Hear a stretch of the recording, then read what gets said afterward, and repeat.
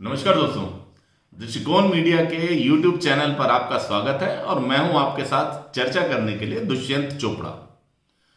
दोस्तों, आज हम बात तो करने जा रहे हैं अभी हाल ही में संपन्न हुए उत्तराखंड विधानसभा चुनावों की, कि वहां पर क्या स्थिति रही और क्या हो सकता है। लेकिन वहां की बात की शुरुआत मैं करूंगा, अभी जो उत्तर प्रदेश में भी साइमल्टेनियसली जो चुनाव चल रहे हैं, उसी दौरान में एक AIMIM के जो चीफ हैं असदुद्दीन ओवैसी, उनका एक बयान बहुत चर्चित हुआ, विवादों में भी आया और भाजपा ने भी उसके ऊपर बहुत अपनी कड़ी प्रतिक्रिया भी जाहिर करी। उनका बयान था जिसमें वो किसी सभा में कुछ पुलिस वालों को चेतावनी दे रहे थे और चेतावनी देते हुए उन्होंने कहा कि योगी हमेशा मुख्यमंत्री नहीं रहेंगे, मोदी हमेशा प्रधानमंत्री नहीं रहेंगे। कोई तो ऐसा समय आएगा जब योगी अपने मठ में चले जाएंगे और प्रधानमंत्री मोदी जो है वो किसी पहाड़ पर चले जाएंगे, तब तुमको कौन बचाएगा। खैर, उन्होंने उस बात को इधर उधर करने की कोशिश की, उस पर पानी डालने की भी कोशिश की। ये भी कहा गया कि वो कोई पुराना बयान है जो प्रचारित किया जा रहा है, पर मैं अभी उस बयान की निटी-ग्रिटी में नहीं पढ़ूंगा।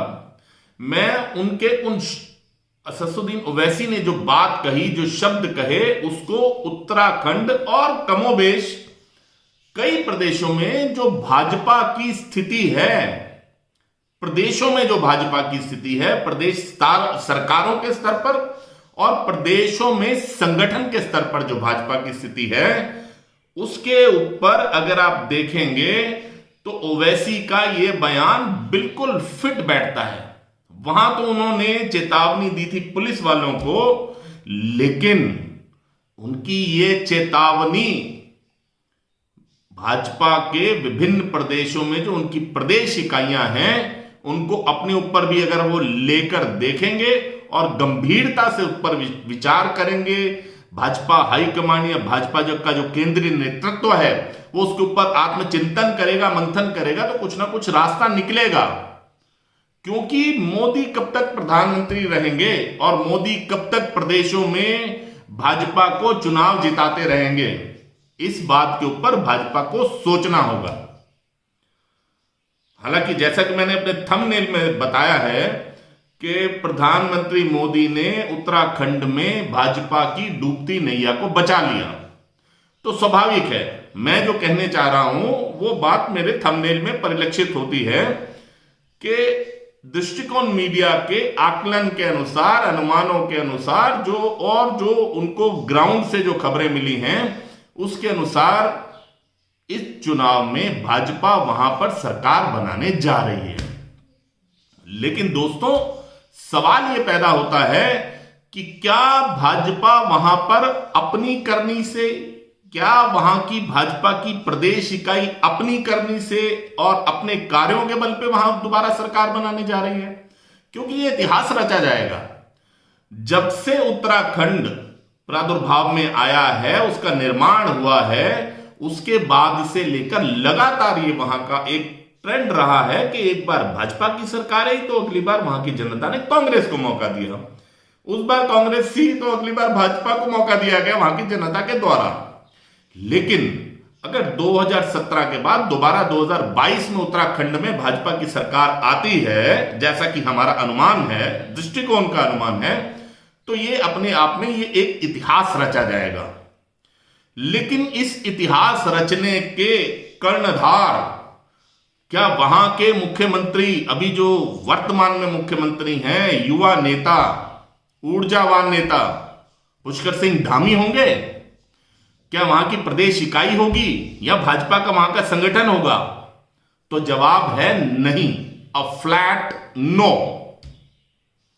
भाजपा आज की डेट में अगर वहां पर सरकार बनाने जा रही है तो उसका सीधा सीधा सबसे बड़ा श्रेय किसी को जाता है तो वो वहां पर आम जनता के बीच में पहले से बनी हुई 2014 के बाद से और 2017 के बाद से लेकर अभी तक जो 2019 के लोकसभा चुनावों के बाद भी जो प्रधानमंत्री मोदी की छवि है, वो छवि, वहां पर एक एक वो सीट जो भाजपा जीतने जा रही है, वो ना तो वहां के विधायक को वोट मिल रहा है, ना वहां की प्रदेश की भाजपा सरकार को वोट मिल रहा है, ना वहां भाजपा की प्रदेश इकाई को वोट मिल रहा है। उत्तराखंड में पड़ने वाला एक एक भाजपा का वोट केवल और केवल प्रधानमंत्री मोदी के नाम पर, उनकी जो उन्होंने अपनी एक विरासत बनाई है, अपना एक भरोसा बनाया है, अपना एक जो एक वहां की जनता में, देश भर की जनता में जो उन्होंने एक विश्वास कायम किया है, ये उस विश्वास की जीत होने जा रही है दोस्तों। हालांकि जिस तरह से पिछले कई सालों से उत्तराखंड को भाजपा ने, केंद्रीय नेतृत्व ने ही एक प्रयोगशाला बना रखा था। वहां पर जिस तरह से पहले त्रिवेंद्र सिंह रावत मुख्यमंत्री रहे, उसके बाद एक और रावत साहब को, तीरथ सिंह रावत साहब को वहां पर मुख्यमंत्री बना दिया गया। वो भी कुछ टेक्निकल गड़बड़ियां थी, वो विधायक का चुनाव नहीं जीत सकते थे, जबकि भाजपा जैसी चुनाव मशीनरी जो है उसको ये वाली बात का पता होना चाहिए था। फिर उनको हटाया गया, फिर धामी जी को लाया गया। तो ये जो लगातार मुख्यमंत्रियों का एक प्रयोग चला उत्तराखंड के अंदर भाजपा केंद्रीय नेतृत्व के द्वारा, और उन्हीं मुख्यमंत्रियों की जो करनी थी, उनकी जो वर्किंग थी, उनकी जो योजनाएं थी, या जनता के बीच में उनका जो पेनिट्रेशन था, जिस तरह से उन्होंने जनता के बीच में एक उदासीन रवैये के साथ, खासतौर से पहले दो मुख्यमंत्रियों की बात मैं विशेष रूप से करूंगा, तो उसने जो एक नेगेटिविटी क्रिएट की थी, एक जो एंटी इनकम्बेंसी फैक्टर एक क्रिएट हो गया था, उस एंटी इनकम्बेंसी फैक्टर के चलते अब से कुछ माह पहले तक भी भाजपा सभी सर्वेक्षण, यहां तक कि हमारे अपने सर्वेक्षण में भी हम ये मानकर चल रहे थे कि भाजपा के लिए उत्तराखंड में सरकार बनाना बहुत ही दुष्कर कार्य होगा। अगर हमने सीट टू सीट भी उसका एनालाइज करने की कोशिश की, तो भाजपा के बड़े बड़े धुरंधर हमें अपनी सीट, अपनी पर्टिकुलर सीट जहां पर वो लड़े थे, वहां खतरे में नजर आ रहे थे। लेकिन प्रधानमंत्री मोदी के साथ दो और फैक्टर भी भाजपा की वेतरणी पार करने में सहायक हुए। तो इसको मैं अगर चित्रित करना चाहूं और भाजपा के उस नाव में एक नाविक के तौर पर अगर मैं प्रधानमंत्री मोदी को बिठा भी दूं, तो उनके हाथ में जो दो चप्पू थे, वो एक तरफ उन्होंने आपका चप्पू पकड़ा हुआ था, एक तरफ हरीश रावत, कांग्रेस के मुख्यमंत्री के दावेदार हरीश रावत और कांग्रेस इटसेल्फ,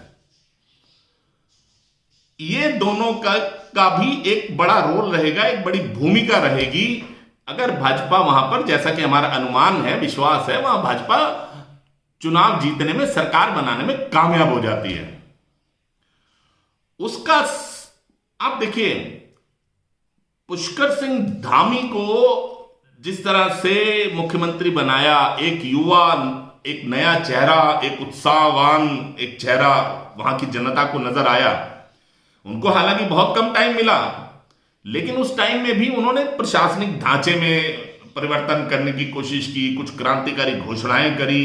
अभी रिसेंटली ही चुनाव के दौरान उनका ये कहना कि हम प्रदेश में, प्रदेश के स्तर पर इस बात की जांच करेंगे कि क्या हम यहां पर यूसीसी, यूनिवर्सल सिविल कोड ला सकते हैं क्या, या यहां पर हम समान नागरिक संहिता ला सकते हैं। तो इस तरह के भी जो उनके बयान आए, वो कहीं ना कहीं ठीक है, उनकी अपनी इमेज को एक बूस्टअप किया होगा एक सीएम के तौर पर। प्रधानमंत्री मोदी ने भी विभिन्न मौकों पर उनको बहुत प्रेस किया, वो एक प्रधानमंत्री के नाते, एक अभिभावक के नाते उनका प्रेस करना बनता भी था। लेकिन सवाल यह है कि वो उत्तराखंड जो कि देवभूमि कहलाता है, जहां पर प्रधानमंत्री मोदी के जो ईष्ट हैं, केदारनाथ धाम है, जहां बद्रीनाथ धाम है, जहां गंगोत्री, यमुनोत्री, गोमुख, ऐसी देवभूमि जहां पर की पर्यटन की, भले वो स्पिरिचुअल साइड का पर्यटन हो, उसकी असीम संभावनाएं हैं, इंफ्रास्ट्रक्चर डेवलपमेंट की असीम संभावनाएं हैं। ये केंद्रीय मंत्री नितिन गडकरी ने भी अपने कार्यों से करके दिखाया। जिस तरह से वो ऑल सीजन रोड बना रहे हैं 4 धाम की, उन्होंने बताया कि हाँ, यहां पर भी रोड्स बनने की, इंफ्रास्ट्रक्चर बनने की संभावना है। वहां पर मेडिसिनल वैल्यू वाली जितनी भी ऑर्गेनिक खेती है उसकी संभावना है। वहां वन क्षेत्र की बहुत असीम संभावनाएं हैं। पिछले जो मुख्यमंत्री रहे उन्होंने अपने अपने समय में डिफरेंट इंडस्ट्रियल एस्टेट्स को भी वहां पर एस्टेब्लिश करने की कोशिश की, लेकिन ये कहीं ना कहीं उत्तराखंड की एक कहीं त्रासदी रही है, यह दुर्भाग्य रहा है कि एक दूरंदेशी, एक दूरदर्शी, एक विजनरी मुख्यमंत्री उत्तराखंड को नहीं मिल पाया अभी तक। हर मुख्यमंत्री कितनी भी योजनाओं की बात करे, कुछ भी बात करे, अंततः आकर उनकी सुई दो ही चीजों में अटक जाती है, एक खनन और दूसरा आबकारी विभाग जो वहां की शराब नीति है। तो इस सब के चलते अगर आप देखेंगे कि और भी कई फैक्टर्स थे, जो डिफरेंट फैक्टर्स जिन्होंने वहां पर भाजपा के लिए एक बहुत ही एक जिसको कहना चाहिए नेगेटिव माहौल खड़ा कर दिया था। और कुछ महीने पहले तक यह लग रहा था कि भाजपा वहां पर बुरी तरह से चुनाव हारने जा रही है। लेकिन यहां पर एंट्री होती है दो लोगों की। पहले हरीश रावत, वो हरीश रावत जिनको कि कांग्रेस अगर समय रहते वहां पर मुख्यमंत्री का उम्मीदवार घोषित कर देती, किया तो अभी तक भी नहीं, अगर उनको उम्मीदवार घोषित कर दिया जाता, या वो क्रूशियल टाइम जिस समय पर कि वो वहां पर कांग्रेस के लिए एक अच्छी जमीन तैयार कर सकते थे चुनाव जीतने की, वो समय हरीश रावत ने पंजाब में गंवा दिया। हरीश रावत भी जब लौटकर उत्तराखंड में आते हैं तो उन्होंने देखा कि भाई किस तरह से ओवरऑल अगर वो कांग्रेस की दशा सुधारने की कोशिश करते हैं तो उनके हाथ में बहुत कुछ रहा नहीं, क्योंकि ये राजनीति है। यहां पर जैसे ही आप कोई भी जगह खाली करते हैं उस जगह को भरने के लिए 10 लोग तैयार बैठे रहते हैं। हालांकि यहां पर आने के बाद उन्होंने अपना पसंद के प्रदेश अध्यक्ष को भी लाए, बाकी सब चीजें भी करी, कुछ टिकटें भी अपने हिसाब से बांटी, लेकिन तब तक तीर कमान से निकल चुका था और कांग्रेस वो जमीन तैयार नहीं कर पाई जो कि उसको उस समय पर चाहिए थी चुनाव जीतने के लिए। सिमिलरली आप आम आदमी पार्टी की लीजिए, वो अरविंद केजरीवाल जो एक महत्वाकांक्षा रखते हैं, एक दिल में अरमान पाले हुए हैं कि वो एक फुल स्टेट के मुख्यमंत्री बनना चाहते हैं। अभी रिसेंट में जो कुमार विश्वास ने जो रिवील किया वो तो वाकई में बड़ा खतरनाक है, पर अभी हम उसकी चर्चा नहीं करेंगे। लेकिन वो जो दिल में अरमान उन्होंने संजो रखे हैं कि वो पंजाब सूबे के मुख्यमंत्री बने, क्योंकि वहां पर पुलिस उनके पास होगी। पुलिस, पंजाब में पुलिस को पुलिस बोलते हैं। अब पुलिस से अरविंद केजरीवाल का क्या मोह है ये तो वही बता सकते हैं जी, लेकिन उनका बड़ा अरमान है कि भाई फुल स्टेट हो और पुलिस उनके पास हो। तो जिस तरह से पंजाब में फुल स्टेट है, पुलिस है, राज्य के अधिकार में है, उसके अधिकार क्षेत्र में आती है, सिमिलरली उत्तराखंड में भी दिल्ली की तरह ही 70 सीटें भी हैं भाई। पंजाब की तरह वो भी बॉर्डर स्टेट है और फुल स्टेट है। पुलिस उत्तराखंड की सरकार को जवाबदेह है। ये बात मैं इसलिए कह रहा हूं, ये उनके लिए सलाह भी है, अरविंद केजरीवाल के लिए। अगर वो मेरा वीडियो उन तक पहुंचे तो मैं उनको सलाह देना चाहूंगा, कह रहे साहब किसी फुल स्टेट का अगर आप मुख्यमंत्री बनना चाहते हो तो अपनी स्टेट गलत चुनी। यहां पर अगर आपने आकर अच्छी खेती करी होती, सही समय पर मेहनत जो आपने पंजाब में करी, उतनी ही शिद्दत और उतनी ही ज्यादा मेहनत आपने उत्तराखंड में कर ली होती तो शायद आपकी वैतरणी पार हो जाती। अभी भी हो सकती है, अगले 5 साल में स्वाभाविक है, 22 के बाद 27 में चुनाव होगा। अरविंद केजरीवाल जी चाहे तो अभी से उनको उत्तराखंड में तैयारी शुरू कर देनी चाहिए, क्योंकि मैंने तो कहा ना, हर बार तो प्रधानमंत्री चुनाव जितवाने आएंगे नहीं। तो खैर अब बात करते हैं थोड़ा सा सीट टू सीट उत्तराखंड के चुनाव की। अगर उत्तराखंड की जो मुख्य जो हॉट सीट्स मानी जाती हैं, अगर हम उनके ऊपर अगर हम नजर डालें तो जैसे खटीमा ले लीजिए जहां से मुख्यमंत्री धामी लड़ रहे हैं, लाल कुआं ले लीजिए जहां से हरीश रावत लड़ रहे हैं, इन पर हम अभी बाद में चर्चा करते हैं।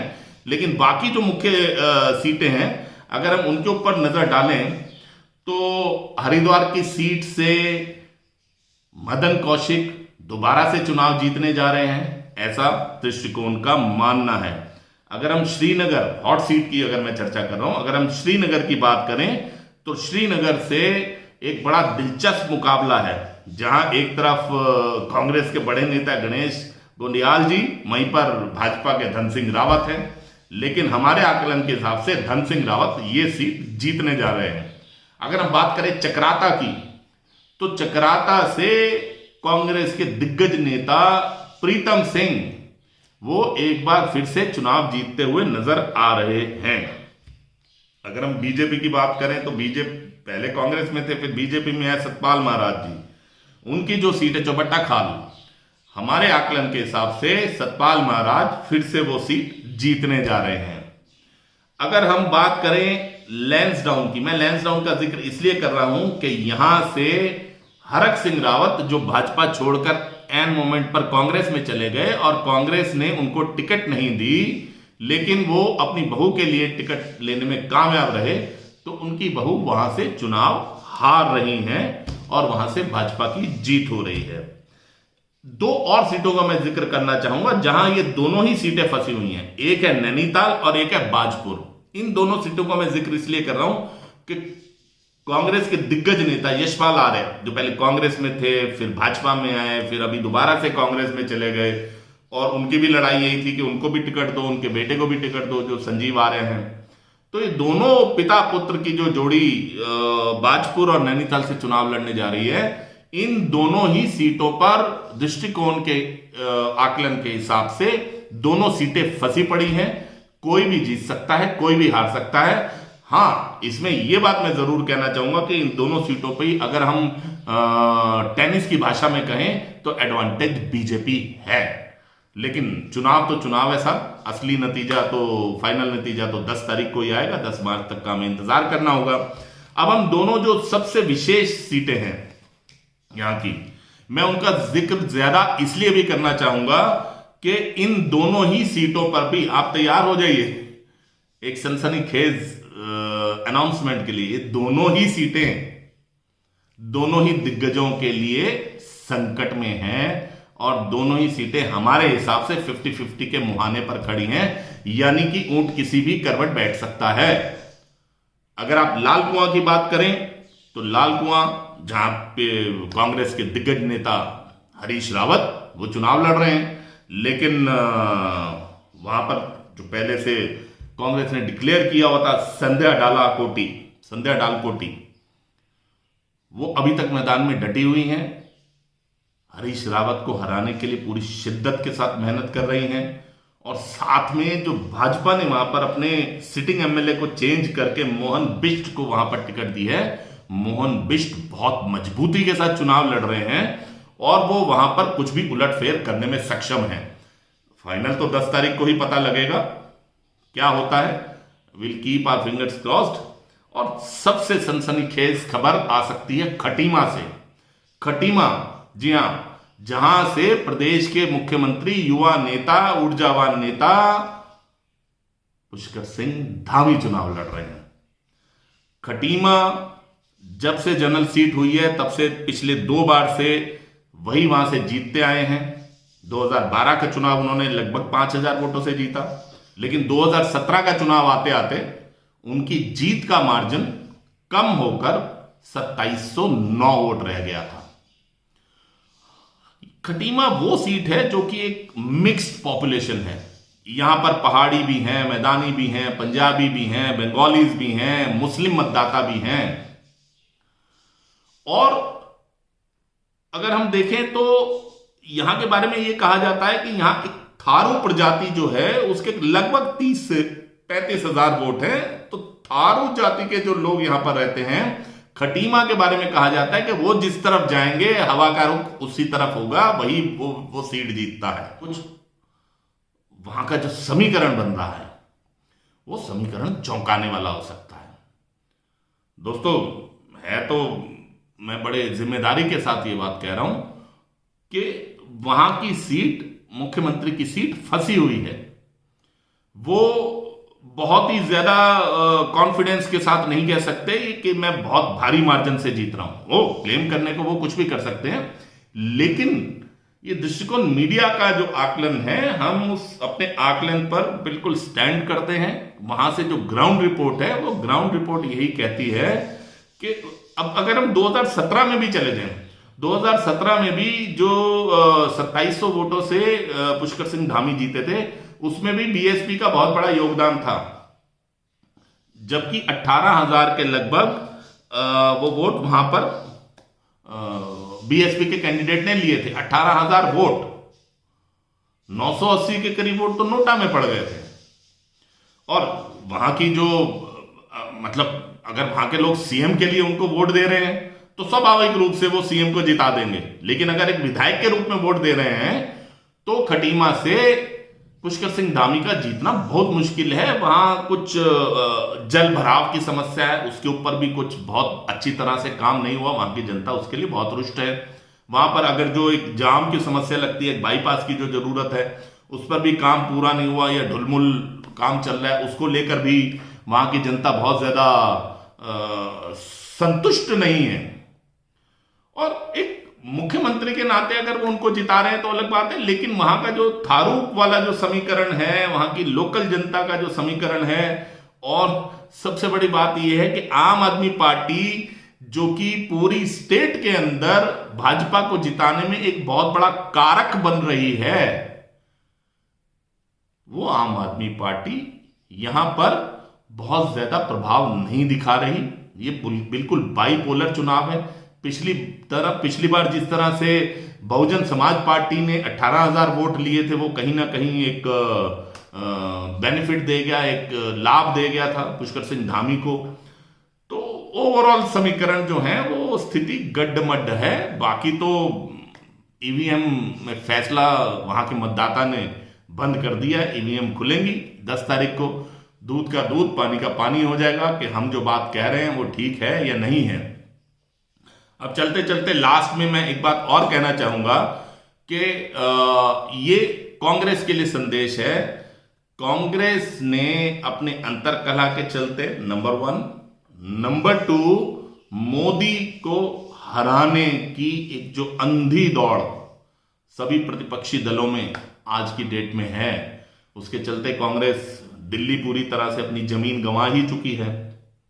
उत्तराखंड में भी कांग्रेस अपनी जमीन गंवा रही है, लेकिन इस बार नुकसान कम हुआ है। अब ये दोनों के लिए मौका है। अगर कांग्रेस को अपनी जमीन वापस लेनी है तो उसको भी मेहनत करनी पड़ेगी, और अगर अरविंद केजरीवाल एक फुल स्टेट का सपना, मुख्यमंत्री बनने का सपना पूरा करना चाहते हैं, तो उनके लिए भी उत्तराखंड एक उपजाऊ जमीन साबित हो सकती है। बाकी नतीजे 10 तारीख को आएंगे। चलते चलते मैं आपको अपनी सीटों का अनुमान जरूर बता दूंगा कि हमारे अनुमान के अनुसार भारतीय जनता पार्टी वहां पर 42 सीटें जीतने जा रही है। 42 सीट्स बीजेपी की क्लियर है, कांग्रेस की 13 सीटें बिल्कुल क्लियर है। इसके अलावा बहुजन समाज पार्टी की 2 सीटें हमारे हिसाब से बिल्कुल क्लियर हैं, जो कि वो जीतने जा रही है। उनमें से एक सीट है भगवानपुर और दूसरी सीट है लक्सर, जो कि बहुजन समाज पार्टी जीतने की स्थिति में है हमारे आकलन के अनुसार। 13 सीटें, जो बाकी 13 सीटें हैं वो फंसी हुई हैं, वो 50-50 चांसेस है। लेकिन उससे भाजपा के ऊपर कोई उसकी सेहत पर फर्क नहीं पड़ता, क्योंकि अगर वो 13 की 13 सीटें भी कांग्रेस जीत जाए, उसके बावजूद भी उसकी सीटें 26 तक पहुंचेंगी और भाजपा 42 सीटें प्राप्त करके पहले से ही एक कमांडिंग पोजीशन में है। और दृष्टिकोण का एक बिल्कुल एक आकलन है कि भाजपा वहां पर सरकार बनाने जा रही है। चलते चलते एक और अपील मैं भारतीय जनता पार्टी के हाईकमान से करना चाहूंगा, भारतीय जनता पार्टी के केंद्रीय नेतृत्व से करना चाहूंगा कि उसको यहां पर अब ये जो स्थिति रहती है ना प्रयोग की, तो देवभूमि उत्तराखंड को प्रयोगशाला ना बनाया जाए। अगर कोई ऐसी स्थिति आती है, किसी नए मुख्यमंत्री को बनाने का कोई ऐसा अवसर क्रिएट हो जाता है, तो भारतीय जनता पार्टी को किसी ऐसे व्यक्ति को, ऐसे योग्य व्यक्ति को ढूंढ कर लाना होगा जो कि किसी भी मुख्यमंत्री के नाते एक विजन रखता हो। वो विजन जो राष्ट्रीय स्तर पर प्रधानमंत्री मोदी के पास है, और एक मुख्यमंत्री के नाते योगी जी ने जो एक विजन, एक अच्छे एडमिनिस्ट्रेटर का, एक अच्छे डेवलपमेंट की योजनाओं को चलाने वाले का, एक अच्छी सुरक्षा और कानून व्यवस्था को चलाने वाले मुख्यमंत्री का, वो जो एक रोल मॉडल प्रधानमंत्री के नाते नरेंद्र मोदी ने एक सामने प्रस्तुत किया, और एक मुख्यमंत्री के नाते पिछले 5 वर्षों में विशेष रूप से आदित्यनाथ योगी ने प्रस्तुत किया है। कुछ ऐसी ही छवि वाले, कुछ ऐसे ही विजन वाले साफ सुथरे व्यक्ति को मुख्यमंत्री का मौका देना चाहिए, और उत्तराखंड देवभूमि को प्रयोगशाला बनाने से रोकना चाहिए, बनने से रोकना चाहिए। अगर आपको लगता है कि हमारा आकलन आपको पसंद आया तो कृपया वीडियो को लाइक कीजिए, शेयर कीजिए, और आपने अगर अभी तक हमारे चैनल को सब्सक्राइब नहीं किया तो कृपया चैनल को सब्सक्राइब कीजिए, साथ वाले बेल आइकॉन के बटन को दबा दीजिए, ताकि हमारे हर आने वाले प्रोग्राम की, हर कार्यक्रम की सूचना सबसे पहले आप तक पहुंच पाए। बहुत बहुत धन्यवाद दोस्तों।